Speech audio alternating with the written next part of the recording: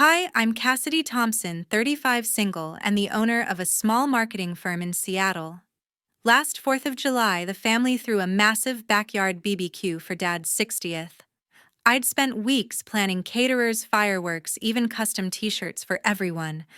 I showed up early with coolers full of drinks and a stack of envelopes stuffed with checks for the kids' summer programs. The grill was smoking country music blasting when Mom pulled me aside near the picnic table.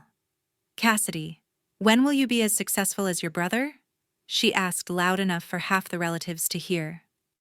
My brother smirked from behind the burger flipper and added, "Give it 10 years, sis." The whole yard erupted in laughter. I stood there, cheeks burning, but said nothing. I set the envelopes down, walked to my car, and left the party before the first firework popped. A month later, my phone blew up with 20 missed calls from the same numbers. I finally picked up, kept my voice steady, and said, "10 years. Hear this. If you've ever been the family punching bag while footing everyone's bills, hit that subscribe button and turn on notifications. You'll want to see how this ends." Driving home that night, the city lights blurred past my windshield as I gripped the steering wheel tighter than necessary. The coolers and envelopes stayed locked in the trunk. I couldn't even look at them. By the time I pulled into my garage, the anger had settled into something colder, more calculated. I left everything in the car, headed straight to my home office, and fired up the laptop. For years, I'd been the one they turned to whenever money got tight. It started small after my brother Brandon graduated college and landed his first sales job. He and his wife Lauren were expecting their first kid, and the down payment on their starter home in the suburbs wiped out their savings. I covered the gap, $20,000 wired over without a second thought. Then came private preschool for the oldest, summer camps for both kids. When Lauren went back to work part-time, even braces when the second one needed them early.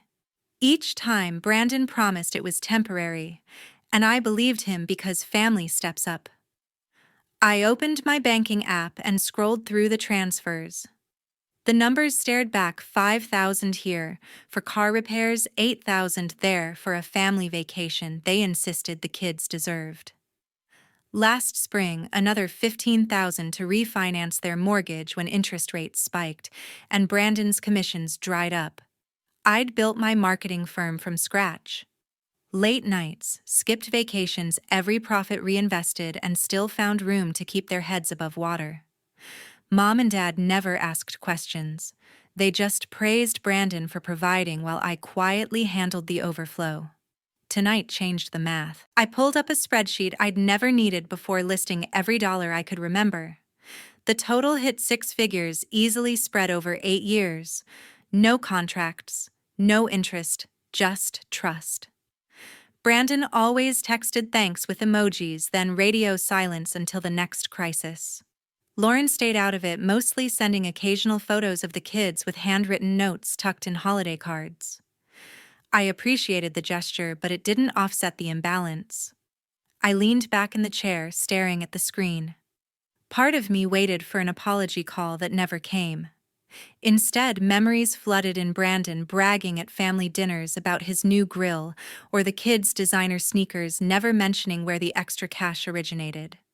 Dad nodding along, Mom beaming like Brandon hung the moon. I'd smile through it, change the subject to work, and wire more money the next week. Enough. I closed the laptop and grabbed a notepad from the drawer. At the top, I wrote boundaries in bold letters. No more automatic yes. No more covering shortfalls without discussion. If Brandon wanted the lifestyle he flaunted, he could fund it himself. I tore the page off, folded it, and slipped it into my purse, a reminder for tomorrow. Sleep didn't come easy. I kept replaying Mom's question, the laughter echoing louder in the dark. By morning, I'd made the call in my head. I brewed coffee, sat at the kitchen island, and drafted a group text to Brandon and Lauren. Effective immediately, I'm stepping back from financial support. You've got stable jobs, time to manage on your own. I hovered over send, then deleted it. Too abrupt. Instead, I scheduled a direct deposit freeze on the joint education account I'd set up for the kids. The bank confirmed it within minutes. Next, I emailed my accountant with instructions to flag any future requests from their names. Professional distance felt strange, but necessary. I wasn't cutting them off cold. I'd honor commitments already made, like the upcoming camp deposit, but nothing new. The house mortgage helper done. Random cash for birthdays over. Around noon, my phone buzzed with a text from Dad. "Everything okay after last night?" I typed back. "Just heading into meetings. Talk soon." No details, no drama. Mom followed up with a photo of leftovers, asking if I wanted a plate saved. I replied with a thumbs up emoji and left it there. I spent the afternoon in client calls, pushing the family noise to the back of my mind. By evening, I treated myself to takeout sushi and a glass of wine on the patio. The quiet felt earned, not lonely. For the first time in years, my bank balance reflected only my efforts. Brandon would notice soon enough. The camp invoice was due in 2 weeks. Let him figure it out. I set the phone face down. A month later, my phone wouldn't stop buzzing during a client presentation. I silenced it mid-slide, but the notifications kept piling up. 20 missed calls by lunch, all from Brandon. I stepped out to the hallway, dialed back, and he picked up on the first ring. Finally, he snapped, voice tight. "The kids' private school tuition is due tomorrow, $12,000. Wire it over like usual." I leaned against the wall, watching colleagues file past. No. Silence stretched. Then he laughed like I'd joked. "Come on, Cassidy, you always cover this. The invoice is in your email." "I saw it," I said, keeping my tone even. "Pay it yourself." He exhaled sharply. "My commissions are down this quarter. Market's rough. Lauren's hours got cut too. We're short." "That's not my problem anymore." I glanced at my watch. The meeting resumed in 5 minutes. Brandon's pitch rose. "Dad said you bailed on the BBQ. Weird, but this. The kids need stability. You can't just vanish when it's inconvenient." "I'm not vanishing," I replied. "I'm done being the backup plan." He switched tactics, softer now. "Look, just this once. I'll pay you back by fall bonus season. No promises, no payback." I pushed off the wall, heading back to the conference room. "You manage." The line crackled with his breathing. "Mom's worried sick. She thinks you're mad about some comment at the party." "Tell Mom I'm fine." I reached the door. "Handle your bills." He tried one more angle. "The school will kick them out. Public system around here sucks. You want that on your conscience? They'll adapt." I ended the call, switched to airplane mode, and walked inside. The presentation wrapped early. I grabbed coffee in the break room and checked voicemail. Brandon had left 3 messages, each angrier. First, "Call me back. We're family." Second, "This is ridiculous. Pick up." Third, "You're screwing us over for what?" Pride. I deleted them all. An email from the school popped up, courtesy copy of the invoice marked urgent. I forwarded it to Brandon with no comment. That evening, Dad called while I cooked dinner. "Your brother says there's an issue with tuition. Everything all right on your end?" "Everything's great," I said, stirring pasta. "Brandon has a job too, actually, if you count Lauren." Dad hesitated. He mentioned sales are slow. Maybe float them until things pick up. I floated enough. I lowered the heat. "Time for them to swim." He sighed. "Family helps family, Cassidy. Help goes both ways." I tasted the sauce. "I'm eating. Talk later." Mom texted next, a photo of the kids at soccer practice. "They miss Aunt Cassidy. Tuition drama stressing everyone." I replied with a heart emoji and nothing else. By bedtime, Brandon tried again, video call. I let it ring out, then blocked temporarily for the night. Sleep came easier than expected. Next morning, unblocked another barrage, texts demanding I stop, ignoring voice notes accusing me of abandoning the kids. I muted the thread, focused on work emails. A calendar reminder dinged, the camp deposit I'd frozen last month. Brandon would see the decline today. Mid-afternoon, he showed up at my office unannounced. Security buzzed. I met him in the lobby. He paced, tie loosened, face flushed. "This is insane," he started. "The school called Lauren late notice. We look like deadbeats. You are late, I said, arms crossed. Pay on time. He stepped closer. 10 years, you said on the phone last month. What's that supposed to mean? I met his eyes. Exactly what I said. 10 years, hear this no more. His jaw tightened. You're serious. Dead serious. I turned toward the elevators. Figure it out. He grabbed my sleeve lightly. Cassidy, please. Just this payment. I pulled away. No. Security watched. Brandon noticed, dropped his hand. Fine. We'll manage. He stormed out, door slamming behind him. I rode up alone, heart steady. The office felt quieter, decisions final. One quiet evening in September, a text notification glowed on my screen while I reviewed quarterly reports. The number wasn't saved, but the area code matched Brandon's suburb. I opened it. It's Lauren. Can we talk privately? I'm sorry for everything. I set the laptop aside and typed back. Go ahead. Dots appeared, vanished, reappeared. Finally, I should have spoken up sooner. Brandon's been lying about the money. I stared at the words, pulse quickening. What do you mean? Another pause. He told me your help went to bills and the kids. But I found receipts, new luxury SUV, last year weekend trips I never knew about. The car title's in his name only. I stood pacing the living room. How much? 40,000 down payment alone, she replied. Plus upgrades. He said it was a work perk. I stopped at the window, city traffic humming below. I wired that for emergency roof repairs after the storm. I know now, Lauren wrote. He forged the quote. I confronted him. He admitted part, blamed stress. My fingers flew. Why tell me? Because the lies affect the kids too. School called about bounced activity fees. I'm covering shifts, but it's not enough. I sat on the couch processing. What do you need from me? Nothing financial, she said quickly. Just understanding. I stayed silent too long. I exhaled slowly.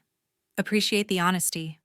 She sent a photo, next bank statement screenshot, transfer from my account labeled roof fund, then immediate debit to a dealership. Proof, if you want it. I zoomed in, date matching my wire. Keep it safe. Will do, Lauren responded. He's angry since you cut off. Yells about respect. Let him, I typed. Focus on you and the kids. A longer gap. Thank you. This stays between us. Agreed. I locked the phone, evidence burned into memory. The next day, I printed the screenshot at work, filed it in a locked drawer. No action yet, just documentation. Lauren texted updates sparingly, extra job applications, budget spreadsheets she built from scratch. I encouraged without committing funds. One night she called first voice contact since the BBQ. Brandon's pushing for a family meeting with your parents. She whispered, kids' cartoons in the background. Says you're tearing us apart. Attend if you want, I said calmly. I won't. She lowered her voice further. He spent another $5,000 on golf clubs last month, credit card in my name too. I gripped the phone. Freeze the card. Already did. A small laugh escaped her. Feels empowering. Good, I replied. Protect yourself. We hung up after 10 minutes. Her tone shifted from apologetic to resolute, planning steps I recognized from my own business pivots. Over following weeks, messages turned practical daycare swap ideas, coupon strategies, side gig interviews. I shared resume tips, nothing more. Brandon remained oblivious to our channel, ranting in group chats about my selfishness. Lauren forwarded one of his emails to Mom and Dad demanding intervention, claiming I hoarded while they suffered. I stayed out, letting silence speak. By month's end, she landed a full-time admin role with benefits. Celebration text, first paycheck deposited. Kids enrolled in after-school program paid in full. I smiled, replied, proud of you. No mention of reconciliation or future help. The line held firm. Just before Thanksgiving, my phone rang with a number from Florida, my Uncle Richard calling for the first time in 2 years. He skipped small talk. Cassidy, we need to meet. It's about Brandon and some accounts in your name. I muted the TV turkey prep forgotten. What accounts, credit lines, loans opened without your knowledge? I spotted irregularities while reviewing family estate docs. Come to my office tomorrow. I arrived early, his high-rise overlooking the bay. Uncle Richard greeted me in a crisp shirt, no tie, and slid a folder across the mahogany desk. Social Security traces back to you. Brandon co-signed as guarantor on 3 cards. Total exposure $80,000. I flipped pages, application copies, my forged signature, Brandon's real one below. He used my info appears, so Uncle Richard said, leaning forward. Retail therapy, electronics, travel charges racked up fast. Payments missed last quarter. My stomach nodded.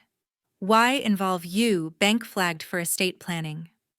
Dad listed me as advisor. They sent alerts. He tapped the folder. This crosses lines. Criminal, actually. I scanned dates, overlaps with wires I'd sent for emergencies. He diverted my help to cover these. Likely. Uncle Richard poured coffee. I contacted an attorney friend. He's waiting downstairs. We took the elevator to the lobby. Mr. Harold Bennett, attorney, stood by the fountain, tall graying briefcase in hand. He shook my hand firmly. Ms. Thompson, let's discuss options privately. In a small conference room, Mr. Bennett spread documents. Identity theft via family member common but prosecutable. First step, freeze your credit. I nodded. Done already after Lauren's warning. Good, he said. These loans list you as primary borrower. Brandon added himself for approval boost. Defaults hit your score. He showed credit report printouts, my name, inquiries I never made. Balance due $52,000 after partial payments. I traced the numbers. I never authorized. Proven forgery voids liability, Mr. Bennett explained. File police report dispute with bureaus, sue for damages if needed. Uncle Richard interjected. Brandon claims ignorance, says you co-applied during a family investment talk. I scoffed. No such talk. Mr. Bennett pulled forms. Affidavit here, swear under oath. We notify lenders, remove you from obligations. I signed where indicated. What about Brandon? Civil suit possible, he replied. Criminal if prosecutor pursues. Your call. I hesitated. Start with removal. Monitor. Uncle Richard nodded approval. Smart. Keeps family fallout contained for now. Mr. Bennett gathered papers. Reports filed today. Expect confirmation in weeks. Change passwords, enable two-factor everywhere. I left with copies, head spinning. Driving home, I pulled over at a park called the credit agency's myself locks, engaged within minutes. That night, I combed old emails for patterns, Brandon's vague requests aligning with charge dates. One stood out, need quick 10 grand for equipment upgrade, payback next month, followed by a spa resort charge. I forwarded select ones to Mr. Bennett with timestamps. His reply strengthens case. Uncle Richard texted later, proud, you're handling this. Dinner soon, my treat, no strings. I smiled, accepted. For once, family support felt genuine. Over the holiday, I skipped the usual gathering, cooked solo, and monitored alerts. No word from Brandon, he remained unaware of the unraveling. By December, bureaus removed the accounts. Scores rebounded. Mr. Bennett billed minimally pro bono hours from Uncle Richard's firm. I archived everything in a secure drive, lessons etched deep. By early spring, an unfamiliar envelope arrived, bank letterhead, foreclosure notice addressed to Brandon and Lauren. I set it aside, unopened. Curiosity won later. 90 days delinquent auction scheduled. That afternoon, Mom called during my lunch break. Brandon lost his job, company downsized the sales team. He's devastated. I chewed slowly. He'll find another. They're behind on the mortgage, she pressed. Bank starts proceedings next month. Can you lend a hand? No, I said, wiping my mouth. They manage. Dad took the phone. House goes, they lose everything. Kids uprooted, think about that. I am, I replied. Consequences catch up. He lowered his voice. We're selling our RV to cover arrears, but it's not enough. Family pulls together in crises. Your choice, I said. Not mine. Mom grabbed back. Come over tonight. Talk sense into him. I'm booked. I ended the call, blocked for the evening. Next day, Brandon emailed subject emergency. Body laid off, severance, minimal mortgage, 3 months behind. Bridge loan until new gig, 25,000 keeps the house. I deleted, marked spam. Lauren messaged separately. He's spiraling. Applied everywhere, no bites. Kid sense tension. I typed stay strong. She added bank visit tomorrow. Workout plan, rejected. I responded, options exist, rent downsize. Brandon showed up at my door that weekend, unshaven eyes red. You got the notice. Help us. I blocked the entry. No, he pleaded. Eviction in 60 days. Where do we go? Figure it, I said. Apartments take Section 8 if needed. His face hardened. After everything ended months ago. I closed the door, latched it. Mom left voicemails daily, tears, guilt, scripture quotes. I listened once, deleted the rest. Dad tried logic. Liquidate your condo, cosign, refinance, equity covers. Condo's mine, I answered in text. Earned solo. By May, auction signs appeared, online property photos starting bid half the value. Neighbors whispered. Brandon cornered me at the grocery store. Bidding war, need 10,000 earnest money or we're out. I pushed my cart. Save elsewhere. He blocked the aisle. Parents remortgaged their home for us, second lien. You bail, they sink too. I stopped. Their decision. He softened. One last time, I swear. No. I maneuvered around, checked out. That night, realtor lockbox installed, public showings began. Lauren packed boxes quietly. Job hunting intensified. Mom arrived unannounced, midweek, casserole in hand. Eat while we talk. I accepted the dish, no entry. Talk here. She teared up. Brandon sleeps on the couch, depression.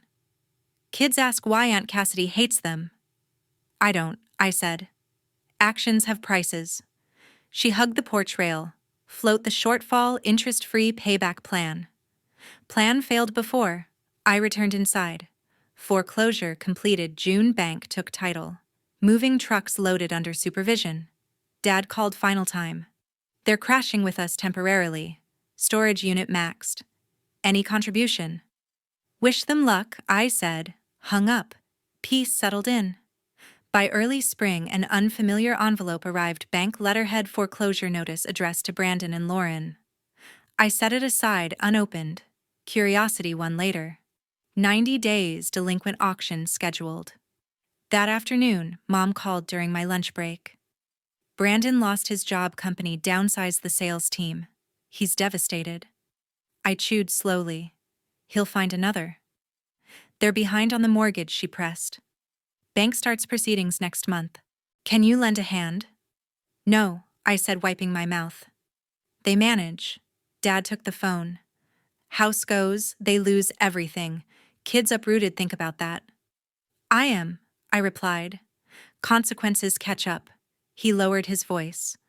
We're selling our RV to cover arrears, but it's not enough. Family pulls together in crises. Your choice, I said. Not mine. Mom grabbed back. Come over tonight. Talk sense into him. I'm booked. I ended the call, blocked for the evening. Next day, Brandon emailed subject emergency. Body laid off, severance, minimal mortgage, 3 months behind. Bridge loan until new gig, 25,000 keeps the house. I deleted, marked spam. Lauren messaged separately. He's spiraling. Applied everywhere, no bites. Kid sense tension. I typed stay strong. She added bank visit tomorrow, workout plan, rejected. I responded, options exist, rent downsize. Brandon showed up at my door that weekend, unshaven eyes red. You got the notice. Help us. I blocked the entry. No. He pleaded. Eviction in 60 days. Where do we go? Figure it, I said. Apartments take Section 8 if needed. His face hardened. After everything ended months ago. I closed the door, latched it. Mom left voicemails, daily tears, guilt, scripture quotes. I listened once, deleted the rest. Dad tried logic. Liquidate your condo, cosign, refinance, equity covers. Condo's mine, I answered in text. Earned solo.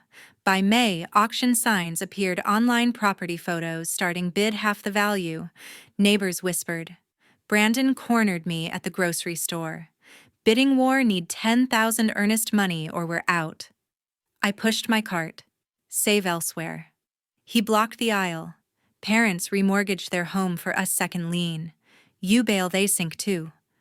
I stopped. Their decision. He softened. One last time. I swear. No. I maneuvered around, checked out. That night, realtor lockbox installed, public showings began. Lauren packed boxes quietly. Job hunting intensified. Mom arrived unannounced, midweek, casserole in hand. Eat while we talk. I accepted the dish, no entry. Talk here. She teared up. Brandon sleeps on the couch, depression. Kids ask why Aunt Cassidy hates them.